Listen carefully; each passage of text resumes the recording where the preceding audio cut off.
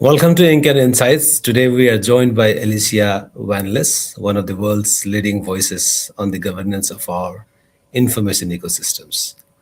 Alicia is the director of the Information Environment Project at the Carnegie Endowment for International Peace, where she works to advance evidence-based policymaking in the digital age. She's also the author of The Information Animal, Humans, Technology, and the Competition for Reality, a groundbreaking exploration of how we navigate truth in a contested information space. Her work spans from conducting national assessments of information ecosystems to championing the creation of the Institute for Research on the Information Environment. Alicia has built multi stakeholder networks in partnership with the G7 Rapid Response Network to support information integrity efforts in Ukraine, advised the Aspen Institute's Commission on Information Disorder, and serves as a founding member of its global cybersecurity group. Beyond Carnegie, Alicia is a visiting researcher at the University of Bath's Institute for Digital Security and Behavior, and she earned her PhD at King's College London in war studies, where she pioneered a new approach to understanding conflict by combining strategic theory with ecology. It's a privilege to have her with us today, and as we explore the intersection of technology, society, and the competition for reality. Alicia, welcome to Inc. and Insights. Thank you for having me, Sumit. Alicia, let's get started with your recently published book, The Information Animal. What inspired you to write this book, and how does the metaphor of animal capture our relationship with information? So the inspiration for it was really a lack of explanation for how the information environment worked. We've got lots of different definitions that aren't really consistent depending on who you're talking to, what kind of field they're looking at.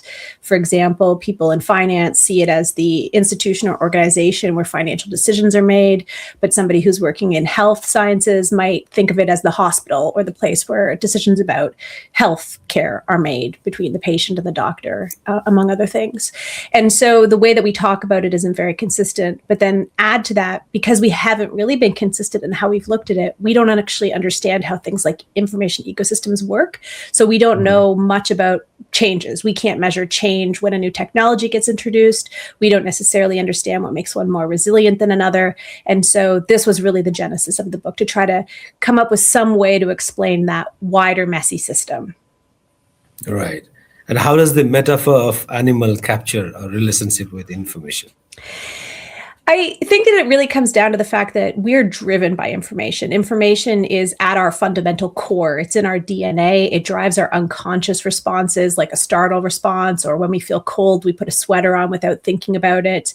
It's also everything we need in order to make decisions, to stay alive, to understand how even the day works. And then as we move up to more complex societies, information is the basis for how we actually live together and how we construct the systems that govern us. So it's everything to us, right? Without it, society doesn't exist. We don't exist as the animals that we are. Right, right. Alicia, in your book, you describe humans competing for reality. Can you unpack what that means in today's digital age?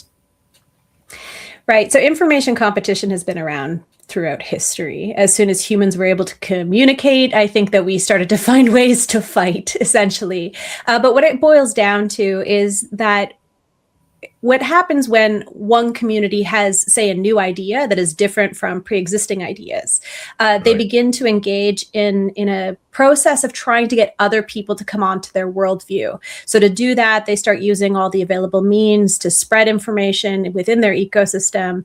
They try to convince other people that this is a good idea, to get them to spread the word. And as this escalates, two communities start to compete to have their worldview adopted by the wider whole. And sometimes what happens is that those worldviews become completely incompatible with each other, and this actually escalates the conflict. So if you look historically, a good example of this is in the US before the Civil War, abolitionism and slavery can't exist within the same information ecosystem. They're competing ideas that are oppositional. And so this leads to an information competition between the two that then escalates into conflict.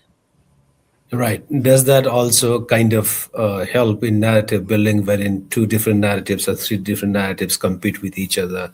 I think you were referring to the similar kind of context, isn't it? Yes, and you can have more than one happening at one time. The situations that I looked at in terms of historical case studies, starting with ancient Greece, tended to focus on two dueling narratives, which was already kind of more than what had really been considered before. Because often when we're looking at aspects of information competition, we're looking at like one singular campaign. So whether Right. that's, Russian disinformation efforts, for example, it tends to look at those in isolation and not necessarily how they work in a dynamic system and in relation to other competing narratives or even sympathetic ones. Right, right.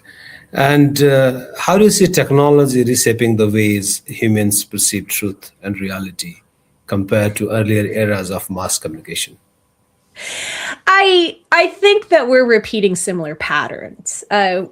Every time we introduce a new technology that changes how humans process and share information, we tend to have a similar kind of response. So one is that we're going to have an increase in the volume of outputs that can be shared, the speed and distance at which they can be moved. There will be a backlash. There will be people who fear that technology and fear that change. There will also be people who think that we can't possibly deal with this change. It's too complex. It's too much. And Right. there will also be people who profit off of this, and there will be people who use these new tools to try to get their worldview out into the public to have it adopted. And then there are other kinds of changes that happen within the ecosystem that kind of exacerbate this. So what I've seen is that there tends to be a change in population. Sometimes it's a matter of a growth of population. Sometimes it's a change in skill levels like literacy.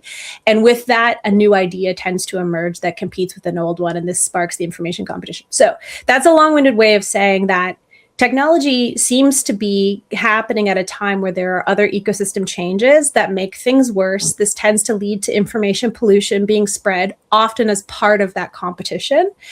And it tends to make things a lot more complex. And I haven't seen where it de-escalates, but I do think that that's a space for further research. What Right. ecosystems experience these but didn't actually disintegrate into civil war, that may be the key to where we kind of de-escalate from certain problems in the world right now. But that doesn't answer your Right. question about truth. I think this is the fundamental problem. When we don't understand the ecosystem, I think we're making a lot of assumptions that new technology is changing people's truth levels. But I think if we look back a little bit farther, we'll see that there were pre-existing conditions that may be causing people to have less faith in things. So whether that's like a decline in literacy levels, we're seeing that in Canada and the UK, among other countries, Right. coupled with changes in technology and declines in things like, traditional news media, changes in economic levels, et cetera. What role does human psychology play in the way we consume and spread information, especially misinformation? Well, both psychology and cognition are fundamental to how people process information, right? So what's happening inside the brain and how different, situations may be triggering things is fundamental to how do we understand the world.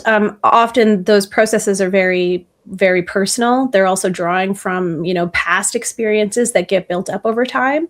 I think that sometimes the body of research is great and immense. There are challenges with replicability in many psychology studies, and they're done in kind of isolation from the wider, messy information ecosystem where people actually are operating. So what would be great is if we could start to marry that kind of research with systemic understanding to better position how people are formed over time, how their Right. education matters, also how their daily experiences matter, and then how the wider world in which they're living in may be impacting things. And then we could start to say really what the role of all of that is. But I think right now it's kind of piecemeal across different fields.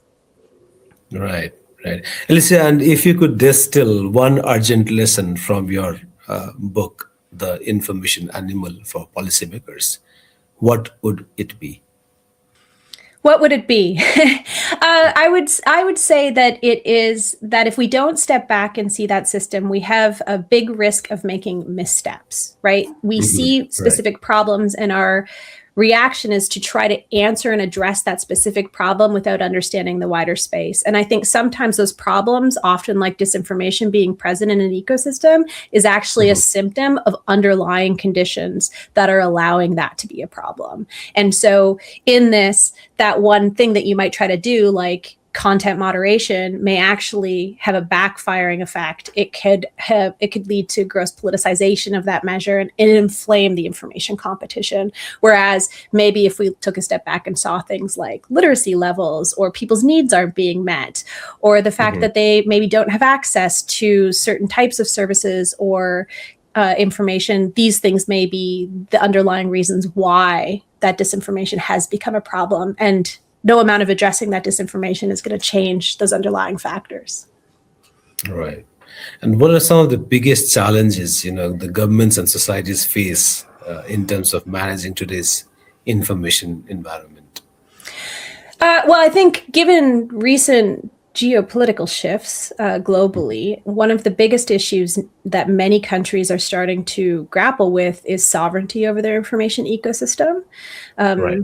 When you have a globalized information environment where a few major tech companies are responsible for big components of modern information ecosystems, and they're all situated in a particular country that may no longer be as friendly as it had been, this raises significant questions, in particular because so much of modern societies are dependent on information communication technology for almost every aspect of their functioning. Right. I mean, I also at times wonder, Alicia, the way we are integrated globally, is it really possible for any government, in fact, to check the flow of information to their own sovereign nation state? I mean, it's kind of really difficult in that context, isn't it? Exactly. I also think that there is a misconception that information flows can be controlled or should be controlled, at least from the case studies that I looked at. I mean, Charles I in England always comes to my mind. No amount of control that he had over his information ecosystem led to him succeeding. The same thing happened, not that I'm advocating that the South should have succeeded in the US, but they had a lot of control over their portion of the information ecosystem, and that didn't stop the influence and the change that came about in America before the Civil War. So I think, one, it's probably not possible. It's not advisable if you're pursuing democracy by any stretch of the imagination. I think more so it's the underlying infrastructure, technology, and services that may take a country to its knees, right? So what I'm talking about here is we've seen many cloud service outages in the last year or so, which then have a knock-on effect for many different services. We've seen ransomware attacks that are capable of taking out major airports, hospitals, even school boards in Canada. We've seen that with underlying DNS stuff as well. And this would be able to affect banking, obviously education, health, transport, everything that a society depends on. And so that's not necessarily the flow of information, but the means by which it could flow. Should those become more sovereign? It's a question. Right. And why do humans, seem so susceptible to manipulation in digital spaces compared to offline contexts? Are they, though? I mean, I think that that's generally a belief that has been prevalent since social media has come along, but we've always been susceptible to it. And part of the reason why humans are susceptible is situational, right? So for example, one of the reasons why the COVID pandemic was so bad in certain places was because it was a mix of different things that would trigger people, particularly in the West. So this is, again, research on psychology tends to be disproportionately done in North America and Europe. So it reflects a certain, culture that may not be universal, but in the context of the COVID pandemic being problematic in, let's say, North America, it was particularly in Canada. You've got a few different reasons that are triggers, which is why people then become more susceptible to believing whatever is first there. One is that we don't deal with uncertainty very well. So in the face of uncertainty, we want to have an answer, and it doesn't matter whether that answer is right or not. And often science is going to be slower than people just making stuff up.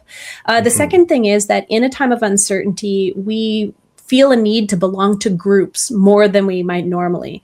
And so we will tend to seek that out. And then I think the third thing is, especially in Canada, we had severe lockdowns. And so for people to be able to socialize, because we are social animals, people turn to the internet. And this was kind of a trifecta that I think created a situation that certainly made it more possible for people who wouldn't normally believe things to believe things. So is it social media or is it the context in which this happens? It's probably both. I think that to say that the technology is what has caused this is challenging for me, given the longer lens of history. It's certainly something that we've always struggled with. The last thing I would just add, and I know I'm talking quite a lot, is that one of the main things that kind of led me on this path early on is I used to work in strategic communications, and my undergrad was in Russian, and I was very interested in things leaders use to manipulate masses. So nationalism, language engineering, propaganda. And as I was working in strategic communications, I discovered it's very hard to get people to do something they don't already want to do, even if it's in their interest, like digital safety practices in the middle of a war. But there were lots of people who made big claims. And so the more I kind of looked for explanations to understand whether strategic communications or propaganda was actually effective, the less I could find in terms of objective measurements. So there wasn't a whole lot of evidence to say that this campaign actually caused whatever happened. We have a lot of mistaking for correlation and causation. And so this is, again, another reason why I really went down this path of how do we actually understand the system so that maybe one day we can actually prove causation and not just confuse it with correlation. तिमीसँग अब धेरै time छैन है बिहे गर्नु छ भने गरिहाल नत्र घरबाट मलाई अन्त्य बिहे गर्दिनु भर्खर 3 वर्ष भयो एमबीबीएस जोइन गरेको 5 वर्षको कोर्स हो के भो जम्मा छ Excuse me, sir. Sir, मेरो 5 वर्षको कोर्स 3 वर्षमा सकाउन मिल्दैन. Get out. हेलो के सोच्यौ त के सोच्ने मैले प्रिन्सिपलसँग पनि कुरा गरिसके 3 वर्षमा पनि के हुन्छ 3 वर्षमा के भयो भाइ ल बस साउजी एक कप चिया कसले भन्यो 3 वर्षमा के हुँदैन भनेर यो हेर एलआईसी नेपालको धनवृष्टि योजनामा 3 वर्षमा पैसा फिर्ता हुन्छ ए हो र जीवन बीमाको साथमा धनवृष्टि 3 वर्षमा एलआईसी नेपालको धनवृष्टि योजना LIC Nepal And Alicia, do you really think that humans are evolving new information instincts in response to technological change? So there's a lot of question about whether humans have evolved much since, in the course of our evolution. And so there's a worldview there's science and thinking that we won't adapt as quickly to the amount of information that's happening at this current time. It's true that there is more now, moving faster than ever before. Exactly. But we've also had periods of time where we found new ways to cope with it. Now it's, lots of people will say it's not comparable, but for the people experiencing it at the time, they might have. And so one example is when paper comes into Europe, this leads to a massive amount of taking notes and letters that are coming in. And to the people in early modern Europe who were coping with this, it was crazy. It was a lot. But what happened was clerks started to develop, and they started to develop ways of systematizing, saving that. And we've been doing that throughout time to be able to store stuff. I think my biggest concern right now is the durability of how we're storing information and the outsourcing of our thinking, which is different than what has happened in the past. So most of our information now, our knowledge is being stored digitally. I'm sure, I don't know how old you are, but I'm old enough to remember many different iterations of storage since writing and since print that are no longer accessible to us because our technologies change so rapidly. And then there's also this issue of the cloud, which I've mentioned before. If everything is stored on it and it goes away, or we indeed just lose electricity for whatever reason, we won't have access access to it. So that's one. And then the second thing is we're trying to create technology. We humans are creating technology that is being purported as replacing human thinking. And I think there's a trajectory there that's dangerous. We already see it in terms of, can people read maps? Can people actually answer questions? Or do we just turn to Google? And now if we're going to rely on AI for this, how is that going to degrade the muscle that is our brain? And I think that worries me far more than some of the other changes we've had in the last 30 years. Yeah, exactly. I mean, I wanted to ask the question related to that as well. I mean, I think the whole the notion of human being, the way we evolved, and our capacity to consume information, process, make some sense of it, and act accordingly is kind of, the level of the information we are receiving is completely changing. We used to be the whole thinking of human itself, the perception. The idea of human being is also getting evolved with that kind of context. I feel sometimes, Or devolved. Yeah. Or de-evolved. Yeah. That's what worries me more, is that if something, okay, it's all well and fine as long as the technology is reliable, right? So, I mean, I think that there may be applications for AI in very controlled information ecosystems. So if you have like a closed hospital environment in which the data set is secure, it's reliable, you have control over what inputs get in, a certain amount of quality over it, that technology may help improve certain processes. Although I would point to, I think it was out of Harvard, I'm not sure off the top of my head, there was a study recently that showed that doctors who were using AI to make decisions about cancer were actually getting worse at making diagnoses after using AI than they were in improving it. So I think this is a challenge, is that it may not be working. And I'll just say, there was this paper that we wrote with Derek Ruths and Ben Nimmo maybe a year ago or more that looked at how would we even measure the impact of AI in certain spaces. And we can't do that if we don't have a baseline for the ecosystem to do that kind of measurement in advance. So I think we're in really kind of perilous times where we don't have the knowledge of the information environment to really make informed assessments. Also at a time when we're introducing technology that I think has the chance to devolve us. Right. What parallels do you see between historical propaganda and today's digital disinformation campaigns? I see a continuation of the things that happened before. And this is, this happens over and over again. Every time you end up in this kind of information competition where two ideas at least are competing for supremacy, every available means is used. And so typically, I mean, you can go back to ancient Greece and Athens. Satire is going to be used to make fun of an enemy and other issues within society. You're going to have rumors that get generated to explain things like plagues. You're going to have people undermining leaders by saying that they're doing bad things even if they're not. This Pericles, for example, his girlfriend, there were accusations that his girlfriend had actually written his famous funeral speech.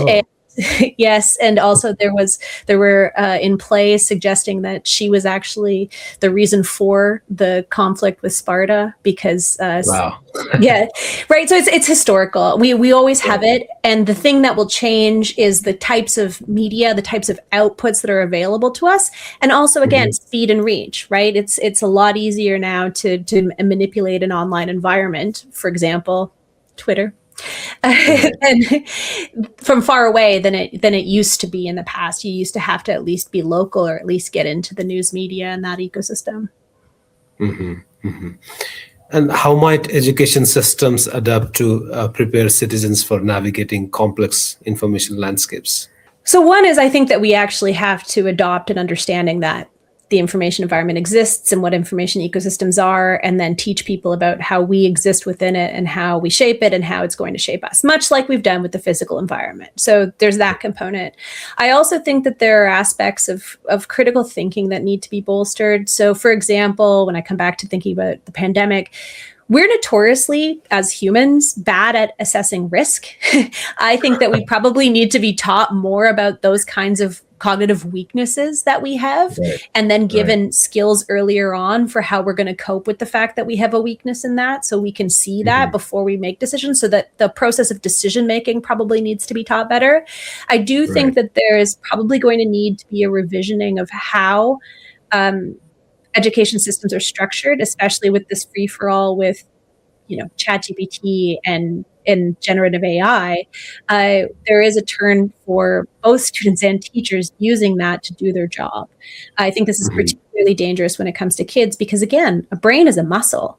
If it isn't trained, if you outsource this, it won't develop properly. It will not develop the skills that are needed to be critical thinkers. So, looking mostly at a university level, this may be a return to things like oral exams. It may require better explanations. There was a great video, I can send it to you afterwards. Somebody, just an influencer, did that explained what you lose in using these kinds of tools. You no longer have the full spectrum of color, for example. You're working in like gray, black, and white. Right. Honestly, I mean, you tend to, rely slowly into this process so much that you do not want to exercise your creative faculties. That's how I have seen it's kind of impacted a bit of my work as well. I where there was a time when I used to completely write, rewrite, analyze, and do things on my own. Now, to save my own time, I kind of tend to take some help from different tools of AI and things like that. So I think we personally need to calibrate how much and what else we need to kind of rely upon, I guess.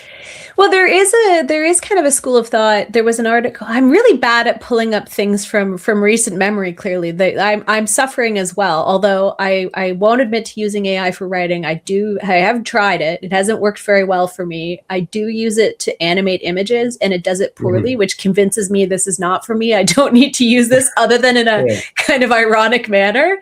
But this idea of introducing friction, that things have become far too easy for us. And that's the thing. We're not being creative, or we don't want to be creative, or we don't want to problem solve because it's just too hard. But part of human growth is difficulty, right? Like every morning when I get up and exercise, the woman who guides the exercises is constantly telling me about how you have to do hard things in order to grow. So if we remove that, especially at an early age, what's that going to do to us as a species when this has been our trajectory? Like this is what we need in order to develop further. Then we take that away from ourselves. What do we have? Right. And Alicia, I kind of often wonder, do you see, there's a different in terms of, accessing or using information environments across the regions, for example, between liberal democracies and authoritarian states? I think there's a difference in terms of how, and again, there's so much flavor in both types of governance, right? Like that's why I think you have IDEA and others who grade things along a spectrum. I think there's definitely different approaches in terms of how they try to govern their national information ecosystem. So historically, an authoritarian government is going to seek to have a lot more control. I would say when you look at a country like Russia, they were very early on having a definition of the information environment, and they also have a concept of information struggle, which is this kind of, it's the same as information competition. So they had this more systemic view. They seem to understand that there were things interconnected. I also think that there are people within some democracies who have that perspective as well. So they tend to want to control information, control national media, control the means of moving information. And in some cases, they have a better situation for trying to achieve that in terms of how their infrastructure developed, for example. I think it's easier to shut down the internet, for example, in Russia than it would be in the US. Same in China. When you look at democracies, it's kind of hit or miss how they've been approaching it. I think the fundamental values of democracy are supposed to guide those countries into not trying to control their information ecosystem as much. Exactly. At the same time, depending on where you are, there have been regulations around media ownership, content laws. There are varying degrees around social media, for example. the European Union, broadly speaking, has a very different idea of free speech compared to the Americans, which is a lot more fundamentalist. Canada, we sit somewhere in between.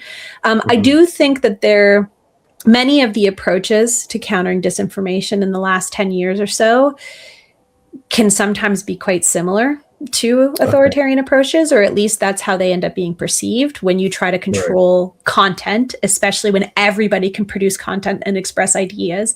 And then you have this problem that something like disinformation is essentially an idea. And once it exists in an information ecosystem, once it is a problem, that means that people believe it, which means it's often too late to just try to control its spread. You'll have to look for other means of trying to cope with that rather than trying to reach into people's heads and change their minds. Right. Alicia, my last questions for today's program. Looking ahead, what gives you hope about humanity's ability to adapt and thrive in this competition for reality? What gives me hope? I think one is that we have come through similar shifts in the past. I would love for us not to have to go through massive civil conflict or external conflict to get there. And barring that situation, again, I wish I could remember who said this. It's an international lawyer, and he did a great talk on CBC Ideas. But one of the things that he found was that even in great times of turmoil, what happens after the turmoil is over is an envisioning of what happens in the future. And often that is based on, values and ideas and principles from the past. So I think maybe there will be a rebirth if everything even gets worse. So contributing to what that vision of the future may be and an understanding for information ecosystems and the wider environment that might help guide that, I think gives me hope at least to continue doing the work that I am. Right. Alicia, let's hope that there's a rebirth of that hope that will guide the humanity towards a better future. On that note, I'd really like to thank you so much for your time. It's really been an honor to have you in Meso. Thank you. Thank you. The honor is mine.